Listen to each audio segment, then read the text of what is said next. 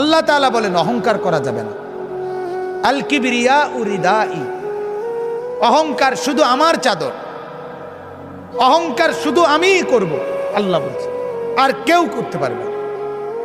আর কারো অহংকার করার কোনো সুযোগ নেই।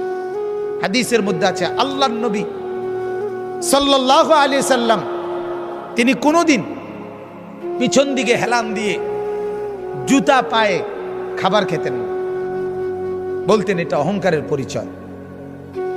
আল্লাহর নবী সাল্লাল্লাহু আলাইহি সাল্লাম দুই হাঁটু তুলে পিঠ সোজা রেখে মাথা ঝুঁকায়া এরপরে খানা খেতেন, হাদিস। এবং বলতেন আকুলু কামা ইয়াকুল আবদ, এক গোলাম তার মনিবের সামনে যেভাবে খায়, আমি মুহাম্মদ আমার রবের সামনে এভাবে খানা খাই। বিনয়, তাওয়াজু।